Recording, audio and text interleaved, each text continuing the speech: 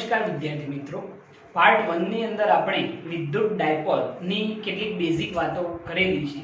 હવે એની અંદર આપણે થોડા આગળ જોવાના છીએ। આપણે પાર્ટ 1 ની અંદર જે ડાયપોલ સમજ્યા હતા એ ડાયપોલ ની અંદર આપણે તમને કંઈક એવું સમજાવ્યું હતું કે એક વિદ્યુતભાર હોય -q, બીજો વિદ્યુતભાર હોય +q અને તેમની વચ્ચેનું અંતર 2a જેટલું આપણે રાખતા હતા। ડાયપોલની વ્યાખ્યા આપણે કંઈક એવી કહી હતી કે એકબીજાથી પરિમિત અંતરે રહેલા બે સમાન મૂલ્યના અને પરસ્પર વિરુદ્ધ વીજભારોના તંત્રને શું કહેવામાં આવે છે? ડાયપોલ કહે છે। બરોબર છે। જો આનું મધ્ય કેન્દ્ર O લેવામાં આવે તો આ જે ડિસ્ટન્સ બને છે એને આપણે શું કહીશું? A। આ જે ડિસ્ટન્સ બને છે એને પણ શું કહીશું? A કહીશું। બરોબર છે। ડાયપોલ મોમેન્ટ P સદિશ બરાબર Q * શું લખતા હતા આપણે? 2a સદિશ લખતા હતા, યાદ છે ને? ઓકે। ડાયપોલ મોમેન્ટની દિશા કઈ તરફ રાખતા હતા? ઋણથી ધન તરફ। ડાયપોલ મોમેન્ટની દિશા કઈ તરફ હતી? ઋણથી ધન તરફની હતી। ઓકે। હવે આપણે એનાથી આગળ થોડાક વધવાના છીએ। એનાથી આગળ એક વાત જે કરવાની છે, ડાયપોલની અક્ષ પર ઉદ્ભવતું વિદ્યુત ક્ષેત્ર કઈ રીતે સમજી શકાય? તો એ થિયરી જોયા પહેલા તો એ સમજો કે ડાયપોલની અક્ષ કોને કહેવાય? તો સપોઝ આ વિચારો કે ડાયપોલ છે, તો ડાયપોલની અંદર આ જે રેખા આપણને મળે છે એ ડાયપોલની શું કહેવાશે? અક્ષ કહેવાશે। ડાયપોલની શું કહેવાશે? અક્ષ। ઓકે। એના પછી આ જે રેખા આપણને મળે છે એને આપણે કહીએ છીએ ડાયપોલની વિષુવ રેખા। આ બે વસ્તુ યાદ રાખજો મિત્રો કે આ જે રેખા આવે છે એને આપણે શું કહીએ છીએ? ડાયપોલની અક્ષ। અને આ જે રેખા આવે છે જે બિલકુલ લંબ રૂપે હોય છે એ ડાયપોલની શું છે? વિષુવ રેખા છે। ઓકે। તો આપણે જે પાર્ટ 1 ની અંદર જોયું છે એ આ પોઈન્ટ આપણે જોયેલા છે કે ડાયપોલ કોને કહેવાય છે, ડાયપોલ મોમેન્ટ કોને કહેવાય છે, ડાયપોલ મોમેન્ટની દિશા કઈ તરફ હોય છે, એ ચર્ચા આપણે પાર્ટ 1 ની અંદર કરી ચૂકેલા છીએ। જો તમે પાર્ટ 1 જોયું ન હોય તો એકવાર એને ફરીથી જોઈ લેજો। ઓકે। હવે નેક્સ્ટ આપણે જે વાત કરવાની છે એ છે ડાયપોલની અક્ષ પર નું વિદ્યુત ક્ષેત્ર। ડાયપોલની અક્ષ પરનું વિદ્યુત ક્ષેત્ર। ઓકે। એટલે કે આ જે ડાયપોલ છે એની જે અક્ષ છે એ અક્ષ પરના કોઈ પણ બિંદુ પાસે ઉદ્ભવતું વિદ્યુત ક્ષેત્ર આપણે શોધવાનું છે। તો એ કઈ રીતે શોધી શકાય એ જરા જોજો। તો એના માટે આપણે એવું વિચારીશું કે સપોઝ એક આપણે ડાયપોલ વિચારીએ તો એ ડાયપોલની અંદર એક +q વિદ્યુતભાર અને બીજો કયો હશે? -q વિદ્યુતભાર। એમની વચ્ચેનું જે અંતર છે એ અંતર આપણે કેટલું રાખતા હતા? 2a જેટલું રાખતા હતા। બરોબર છે। ડાયપોલના કેન્દ્રથી જો અંતર કેવું હોય તો આ ડિસ્ટન્સ કેટલું કહેવાશે? a। આ ડિસ્ટન્સ પણ કેટલું કહેવાશે? a કહેવાશે। ઓકે। હવે ડાયપોલની અક્ષ પરનું વિદ્યુત ક્ષેત્ર આપણે શોધવાનું છે। તો આ જે ડાયપોલ છે એની અક્ષ કઈ થશે? તો આ જે રેખા મળે છે એ ડાયપોલની શું કહેવાશે? અક્ષ કહેવાશે। બરોબર છે। હવે આ જે ડાયપોલની અક્ષ છે એ અક્ષ પરના કોઈ પણ બિંદુ પાસે ઉદ્ભવતું વિદ્યુત ક્ષેત્ર આપણે શોધવાનું છે। તો શું વિચારીશું જરા જોજો। તો આપણે એવું વિચારીએ કે ડાયપોલના કેન્દ્રથી r અંતરે આવેલા p બિંદુ પાસે ઉદ્ભવતું વિદ્યુત ક્ષેત્ર આપણે શોધવું છે। ડાયપોલના કેન્દ્રથી r અંતરે આવેલા p બિંદુ પાસે વિદ્યુત ક્ષેત્ર આપણે શોધવાનું છે। તો શું થશે? તો આપણે p બિંદુ પાસેનું વિદ્યુત ક્ષેત્ર શોધવું હોય તો શું થાય? +q વડે p બિંદુ પાસે કંઈક ના કંઈક વિદ્યુત ક્ષેત્ર હશે। બરોબર। એના પછી -q વડે પણ p બિંદુ પાસે કંઈક ના કંઈક વિદ્યુત ક્ષેત્ર મળશે। પછી એ બંને વિદ્યુત ક્ષેત્રોનો શું કરવાનો રહેશે? સદિશ સરવાળો। તો p બિંદુ પાસેનું પરિણામી વિદ્યુત ક્ષેત્ર આપણને મળી જશે। તો શું થશે? સૌપ્રથમ +q વડે p બિંદુ પાસે ઉદ્ભવતું વિદ્યુત ક્ષેત્ર કંઈક આ દિશામાં મળશે, જેને આપણે નામ આપીએ E+। કેમ આ દિશામાં મળે છે? તો +q વડે ઉદ્ભવતી ક્ષેત્ર રેખાઓ કઈ તરફ હોય? બહારની તરફ। એટલે વિદ્યુત ક્ષેત્ર કઈ તરફ હશે? બહારની તરફ, આ દિશામાં। કારણ કે ધન વીજભાર છે ને એટલે ક્ષેત્ર રેખાઓ બહારની તરફ હોય તો વિદ્યુત ક્ષેત્ર આ દિશામાં મળશે, જેને નામ આપેલું છે E+। ઓકે। તો અહીંયા આગળ સૌપ્રથમ આપણે એમ લખી શકીએ કે પ્લસ ક્યુ વડે પી બિંદુ પાસેનું વિદ્યુત ક્ષેત્ર E પ્લસ, જો આપણે સદિશ સ્વરૂપે લખીએ તો શું લખાશે જરા જોજો. તો પ્લસ q વડે p બિંદુ પાસેનું વિદ્યુત ક્ષેત્ર E પ્લસ સદિશ બરાબર kq અપન આ બંને વચ્ચેનું અંતર. પ્લસ q અને p બિંદુ વચ્ચેનું અંતર કેટલું થશે એ જરા તમે કહી શકશો. તો આ બંને વચ્ચેનું અંતર શું થાય? તો તમે જોવો છો કે કેન્દ્રથી p બિંદુનું અંતર કેટલું છે r, એની અંદરથી જો આ a અંતર બાદ કરી દઈએ તો આ ડિસ્ટન્સ આપણને મળી જશે. બરોબર છે, એટલે r માઈનસ શું કરીશું a.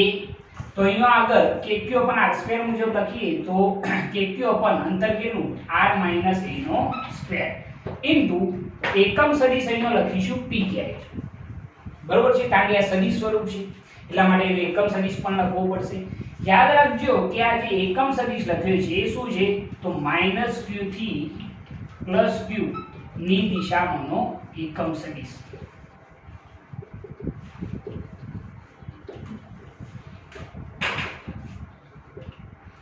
ઓકે, p કેરેટ શું બતાવે છે -q થી +q ની દિશામાંનો એકમ સદિશ, જે વાસ્તવમાં ડાયપોલ મોમેન્ટ દર્શાવે છે, જે કઈ તરફ હોય ઋણથી ધન તરફની હોય છે. ઓકે, તો અહીંયા આગળ સૌપ્રથમ આપણે આ જે વિદ્યુત ક્ષેત્ર શોધ્યું છે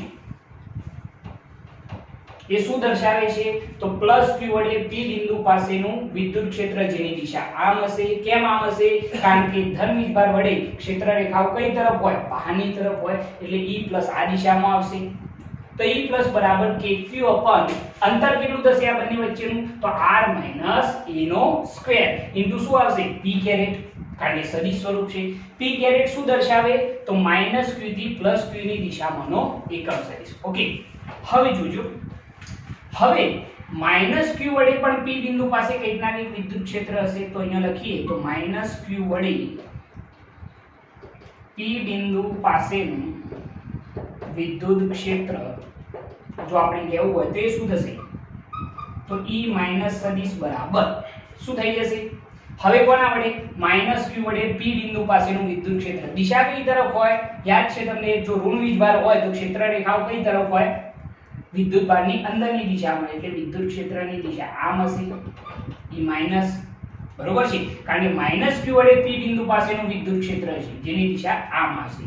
તો E માઈનસ સદિશ બરાબર સૂત્ર શું બનશે kq અપન, ચલો -q અને p બિંદુ વચ્ચેનું અંતર કેટલું થાય કેટલું થશે જરા ધ્યાનથી જુઓ તો r પ્લસ a જેટલું થશે.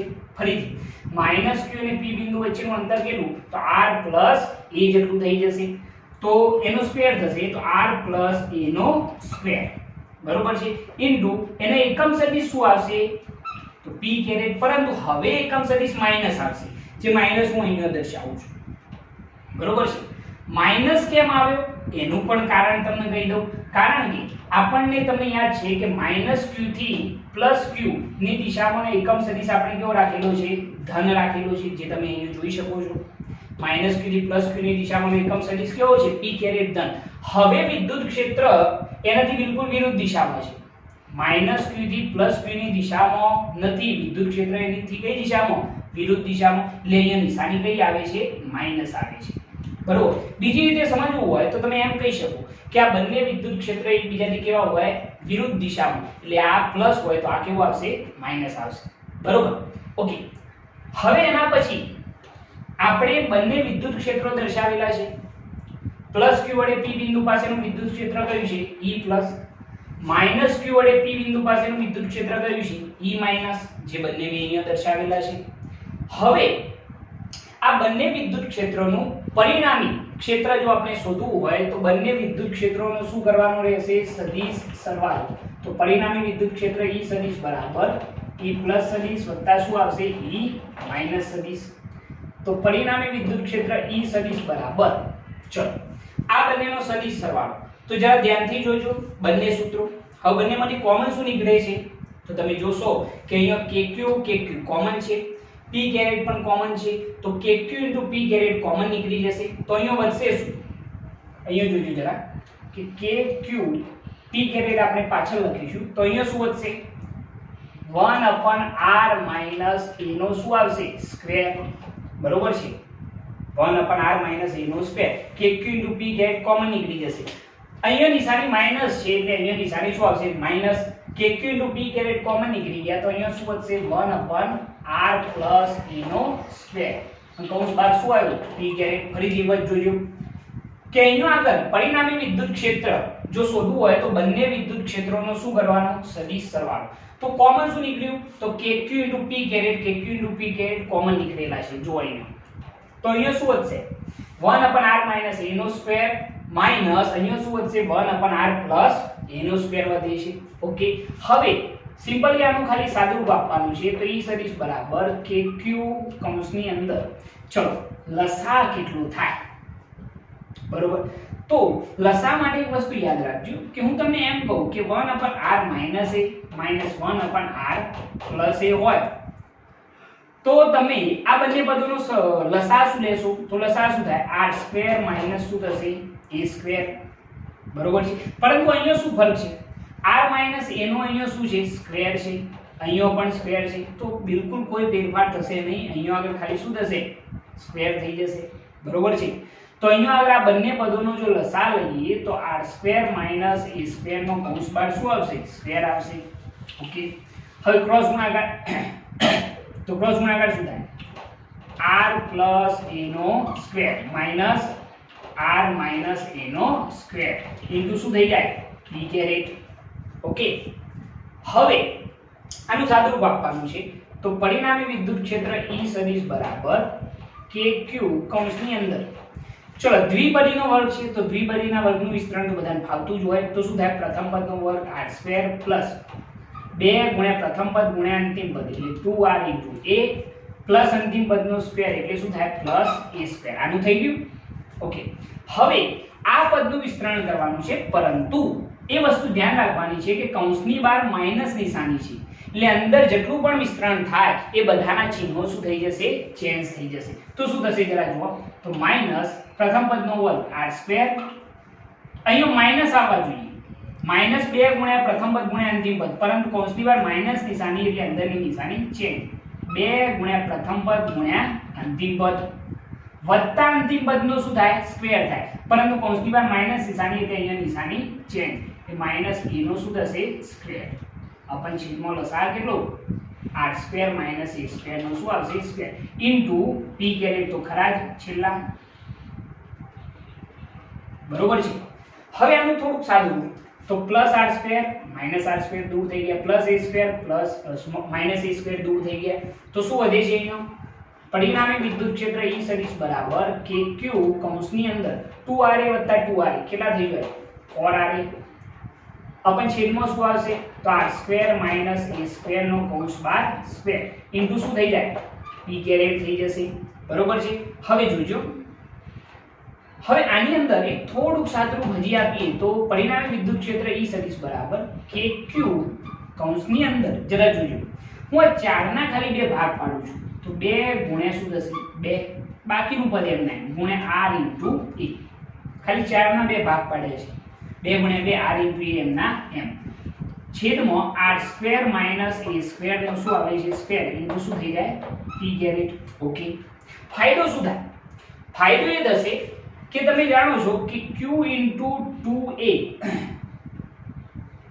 એની જગ્યાએ લખવું શું લખાય ડાયપોલ મોમેન્ટ p મેં તમને આ શીખવાડેલું છે ને કે ડાયપોલ મોમેન્ટ p બરાબર શું થાય q * 2a તો q * 2a ની જગ્યાએ આપણે શું લખવાના છે p લખવાના છે તો q * 2a ની જગ્યાએ p લખીએ તો સૂત્ર શું બનશે જરા જોજો તો પરિણામી વિદ્યુત ક્ષેત્ર E સદિશ બરાબર k કૌંસની અંદર q * 2a ની જગ્યાએ p એટલે શું થઈ જાય q * 2a ની જગ્યાએ p લખવા તો 2pr બરોબર ને q * 2a ની જગ્યાએ શું લખ્યું p એના સિવાય શું છે 2 * r છેદમાં r² - a² નો શું આવશે સ્ક્વેર ઇન્ટુ શું થઈ જશે p ગેટ થઈ જશે ઓકે હવે આ જે છેલ્લું સ્ટેપ આપણે મૂકેલું છે હવે એની અંદર એવું વિચારો કે અહીંયા આગળ આપણે જે આ ડાયપોલ બતાવેલો છે એની અંદર ધ્યાનથી જોજો આકૃતિમાં કે ડાયપોલના કેન્દ્રથી p બિંદુનું જે અંતર r છે ડાયપોલના કેન્દ્રથી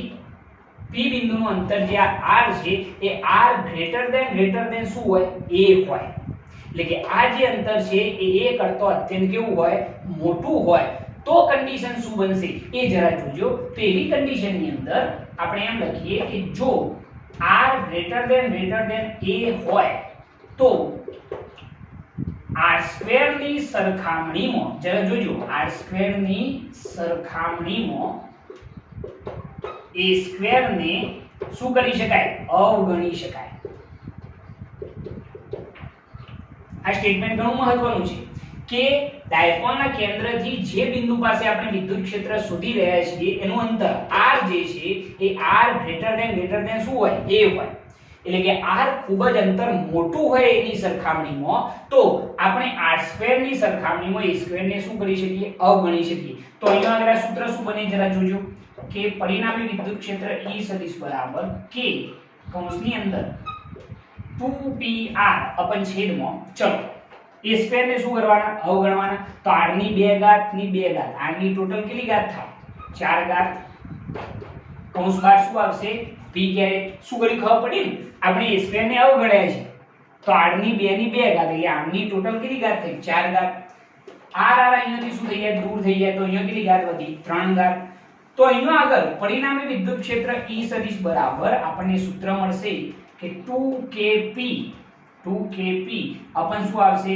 r³ ઇન્ટુ શું થઈ જશે p કેરેટ આ ડાયપોલની અક્ષ પરનું આપણને શું આપે છે વિદ્યુત ક્ષેત્ર આપે છે જો કદાચ આનું મૂલ્ય લેવું હોય સદિશ સ્વરૂપ ના દર્શાવવું હોય અને ખાલી માત્ર મૂલ્ય લખવું હોય તો E બરાબર શું થાય E બરાબર 2kp અપન શું થઈ જશે r³ થઈ જશે આ શું દર્શાવે છે તો મૂલ્ય દર્શાવે છે દાખલાઓની અંદર આપણે આ સૂત્રનો ઉપયોગ કરવાના છીએ ઓકે તો આ રીતે તમે આખી થિયરીને સોલ્વ કરી શકો છો થિયરી એકદમ સિમ્પલ છે આના બેઝિક વાતો કેટલીક તમારે યાદ રાખવાની છે કે ડાયપોલની અક્ષ પર વિદ્યુત ક્ષેત્ર આપણે શોધવું છે તો મેં શું વિચાર્યું કે ડાયપોલના કેન્દ્રથી કેટલા અંતરે r અંતરે રહેલા p બિંદુ પાસે વિદ્યુત ક્ષેત્ર આપણે શોધી રહ્યા છીએ તો એના માટે સૌપ્રથમ આપણે શું કર્યું હતું +q વડે p બિંદુ પાસેનું વિદ્યુત ક્ષેત્ર કારણ કે ધન વીજભારની ક્ષેત્ર રેખાઓ બહારની તરફ હોય એટલે આના વડે ઉદ્ભવતું વિદ્યુત ક્ષેત્ર આમ આવ્યું E+ જે મેં સૂત્ર વડે દર્શાવ્યું હતું એના પછી -q વડે p બિંદુ પાસેનું વિદ્યુત ક્ષેત્ર આમ થશે ક્ષેત્ર રેખાઓ કઈ તરફ હોય અંદરની તરફ એટલે વિદ્યુત ક્ષેત્ર આમ થશે બરોબર છે એનું પણ સૂત્ર લખ્યું હતું હવે p બિંદુ પાસેનું પરિણામી વિદ્યુત ક્ષેત્ર કેવું હોય તો પરિણામી વિદ્યુત ક્ષેત્ર E સદિશ બરાબર બંને વિદ્યુત ક્ષેત્રોનો શું થઈ જાય સદિશ સરવાળો થઈ જશે બરોબર છે બંને જે સૂત્રો મળ્યા હતા પહેલા આપણને એ બંનેનો શું કરી દેવાનું સદિશ સરવાળો થઈ જશે અને પછી સાદું રૂપ આપવાનું છે તો તમને આ સૂત્ર ઈઝીલી મળી જશે બરોબર છે આની અંદર એક વસ્તુ બીજી જો હું તમને સમજાવું તો એક વસ્તુ બીજી એ યાદ રાખી શકાય કે +q વડે p બિંદુ પાસેનું વિદ્યુત ક્ષેત્ર E+ વધુ હશે અને -q વડે p બિંદુ પાસેનું વિદ્યુત ક્ષેત્ર કેવું હશે ઓછું હશે એવું કેમ કારણ કે +q અને p બિંદુ વચ્ચેનું ડિસ્ટન્સ કેવું ઓછું -q અને p બિંદુ વચ્ચેનું અંતર કેવું છે વધુ છે એટલે આના વડે ઉદ્ભવતું વિદ્યુત ક્ષેત્ર કેવું ઓછું અને આના વડે ઉદ્ભવતું વિદ્યુત ક્ષેત્ર E+ કેવું હશે વધુ હશે કોના ઉપરથી લખી શકાય E ચલે છે શું હોય છે 1/r². એના ઉપરથી કહી શકાય છે ઓકે તો આ રીતે તમે આ સૂત્ર તારવી શકો છો સૂત્ર યાદ રાખજો દાખલાઓ માટે ખૂબ જ ઇમ્પોર્ટન્ટ સૂત્ર બની રહેશે E બરાબર 2kp/r³. ઓકે જો તમને અમારી આ ચેનલ પસંદ આવતી હોય તો અમારી આ ચેનલને લાઈક કરો શેર કરો સબસ્ક્રાઇબ કરો અને બેલ આઇકન સ્ટાર્ટ કરો જેથી અમારા આવનારા વિડિયો તમને મળતા રહે જય હિન્દ.